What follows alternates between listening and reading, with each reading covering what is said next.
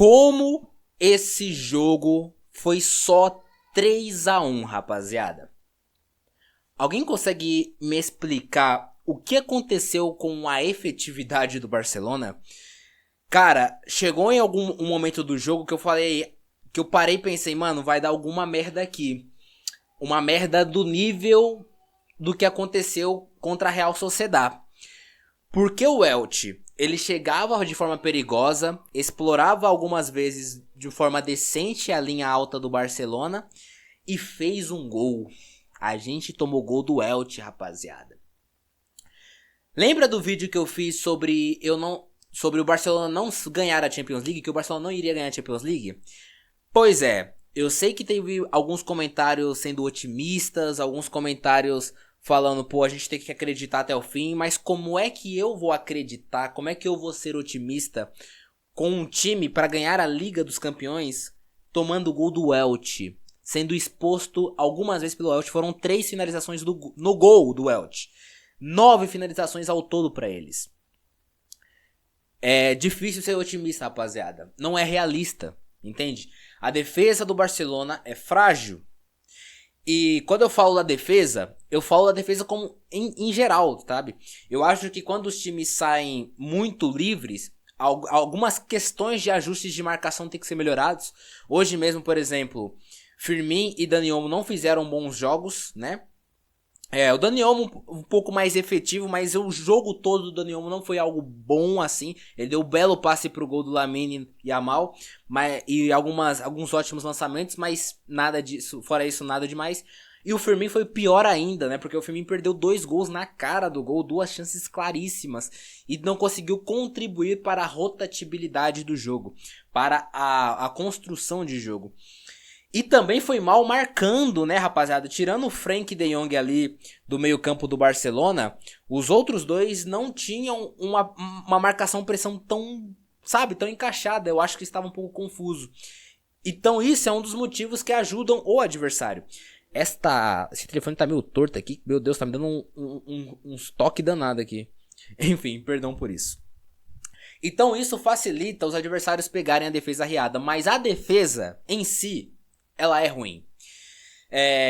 Por mais que o Eric Garcia esteja fazendo uma boa temporada, eu não acho que ele seja... das 3 posições que o Eric pode fazer, eu acho que a pior que ele faz é zagueiro. Tá? E por incrível que pareça, a temporada do Cubarsí é tenebrosa. Assim, não dá pra confiar defensivamente no Cubarsí. Construtivamente, ofensivamente, ele ajuda mais na construção de jogo com os passes. Na defesa, tá podre. O Koundé eu nem preciso falar nada.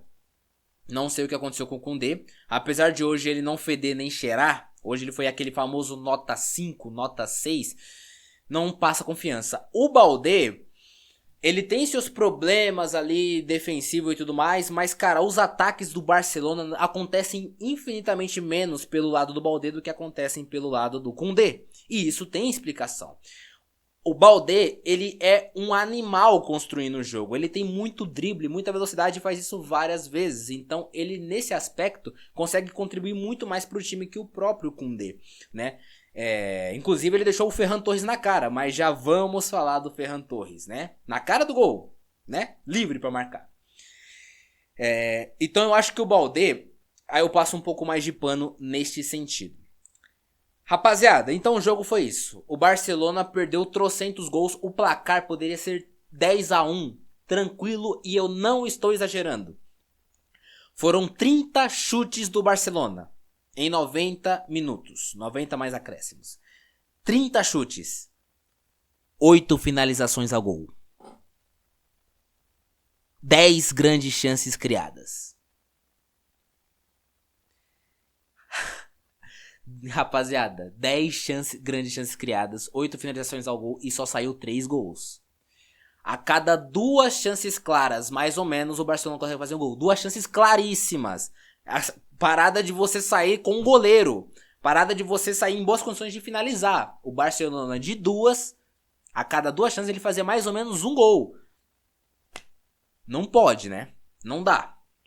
Não dá para um Barcelona criar tanto e fazer tão pouco. Esse time perdeu um pouco de efetividade por parte dos outros jogadores. Como eu disse, o Ferran Torres hoje perdeu 4 chances claríssimas, tranquilo. De 3 a 4 chances claríssimas. Fez uma ali numa jogada espetacular do Frenkie de Jong. Porque também, cara, eu jurava que ele ia errar aquele gol, mas se ele também perde, minha Nossa Senhora, não pode perder. E esse é o principal motivo do porquê não podemos ter Ferran Torres como o nosso principal centroavante. Porque não é de hoje, independente da fase dele, que ele perde tantos gols. Ele perde muitos gols.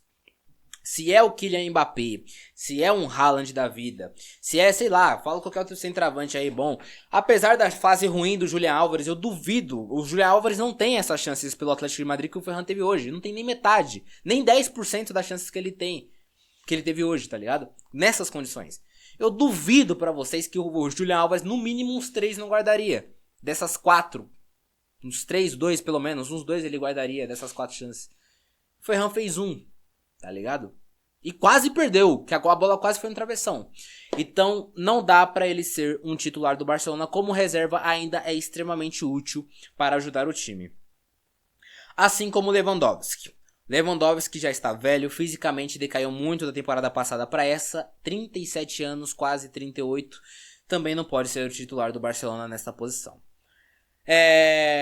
Firmino hoje também fez um jogo ruim, né, como eu havia mencionado e tudo mais, né, eu acho que o Firmino, apesar de estar fazendo uma ótima temporada, os últimos jogos dele não foram tão bons, né, contra o Copenhagen ruim, hoje também ruim, o Firmino tá vivendo um momento aí de inconstância.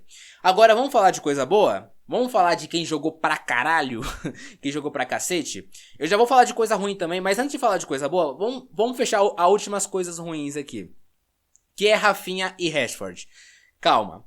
Sobre o Rafinha não é futebol. O Rafinha tava engolindo o lateral direito do Elche, criando chance e tudo mais. Faltou um pouco do Rafinha hoje, aquela vontade de marcar, eu senti. Porque ele saiu 2 vezes ali de frente pro gol, ele preferiu assistir o Ferran Torres ou algum companheiro, o Firmino, e os dois perderam os gols ou não chegaram na bola e tal. Eu acho que ele tinha que ter batido pro gol, tá? Que poderiam ter ajudado o Barcelona mais facilmente, porque os seus companheiros não estavam em um bom dia. Mas ele estava jogando muito bem. O lado ruim é que ele saiu sentindo alguma coisa no quadril, na coxa direita ali. Não deu pra entender muito bem o que foi. Torcemos, rezamos, Pai Nosso e todos os tipos de deuses que existem pra que não tenha sido nada, porque a gente vai precisar do Rafinha. Olha a diferença do Rafinha pro Rashford, rapaziada. O Rashford fez o gol, mas fez um gol à la Ferran Torres. Perdeu um gol na cara claríssimo, num passe espetacular do Frenkie de Jong. Ele de frente pro goleiro. E o gol que ele faz, se ele perde, é pra ele não jogar mais com o Barcelona, né? Porque a bola sobrou, pingou numa jogadaça do Yamal. E ele acabou empurrando pra rede já com o goleiro no chão, já com o marcador atrasado e tudo mais. Se ele perde, é pra ele não jogar mais com o Barcelona também, né? Então, entrou mal o Rashford, apesar do gol. E uma partida tenebrosa do Ferran, apesar do gol, né? Curiosamente.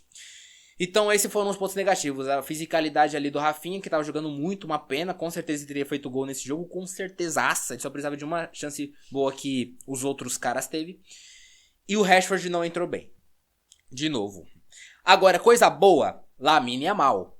Lamine, todo mundo tirou print quando Lamine caiu no chão e colocou a mão aqui, ó, na virilha. Não vou mostrar pra vocês, porque o YouTube pode interpretar como um gesto obsceno. Mas ele colocou a mão ali e falei, já vai o Lamine sentir na pubalgia de novo. Graças a la Deus de futebol, ele levantou de novo ali, correu de novo, assim. Apareceu apenas um susto, porque ele esticou muita perna ali no encontro com o marcador e tal. Então, a gente tirou print nessa cena, mas não foi nada. O importante é que o Lamine tá jogando pra caramba. Tá voltando a completar vários dribles, voltando a conseguir dar passes incisivos. Ele tá ganhando vários duelos físicos e na velocidade. Lamine tá mais rápido do que na temporada passada, né? Então ele consegue receber bolas em profundidade, em melhores condições. E os seus dribles também estão melhorando, né? Estão mais imparáveis novamente. Apesar de ter o meme, o Zelt, os Copenhagen.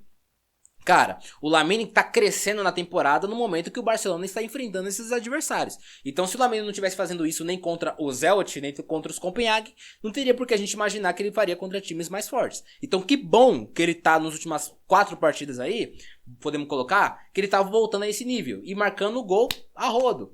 tá ligado? Fazendo seus gols, dando assistências. É que acho que não vai contabilizar assistência pro Rashford porque a bola é meio que desviada, né? Meio que bate no zagueiro ali do Elche, mas a jogada é dele. Se encontrar as bolas e as criações de jogadas que ele criou, que não foram gol, né? Pro Firmino é bizarra, cara. De frente pro gol, o Firmino manda pra fora do estádio a bola.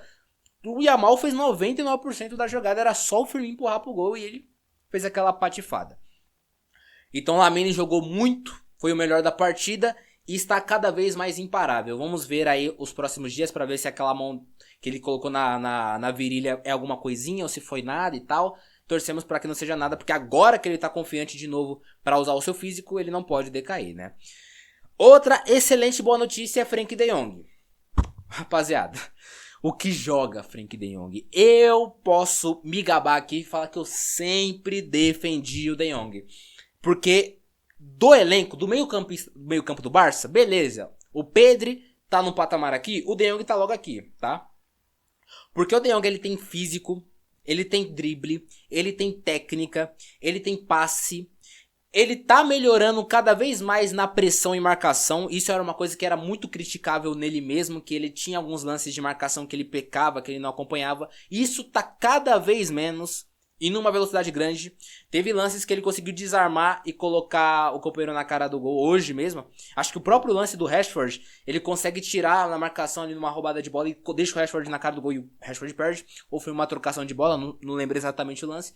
Mas com certeza teve lances que ele conseguiu marcar muito bem. Não dá pra comparar com outro meio campista do Barcelona, rapaziada. Não dá. O Bernal é muito bom, é jovem, promissor, mas não tá no nível do De Jong. Nem Gavi, nem Dani Olmo.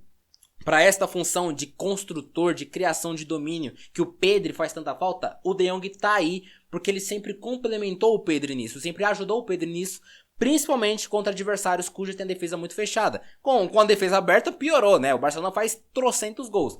Não hoje, porque hoje a efetividade foi pro caralho, mas em dias que o Barcelona tá com a efetividade um pouco melhor, com esses dois em campo, contra time de defesa aberta é um terror pro adversário, porque eles acham muito fácil os passes. Então o Frenkie de Jong fez a jogada pro gol do Ferran, absurda, uma calma, tranquilidade, desarmou muito, controlou o ritmo do jogo quando a bola passou por ele, lançou Lamine, lançou Rashford, fez tudo, cara, fez tudo. Frenkie de Jong é um monstro, é um dos melhores meio-campistas do planeta desde a última temporada, tá? Então se não está o Pedri, que faz a sua devida falta na essência do time, e está o De Jong, e o De Jong consegue manter o nível relativamente no mais alto possível ali, sem a presença de um outro pilar do Barça, porque ele é muito bom.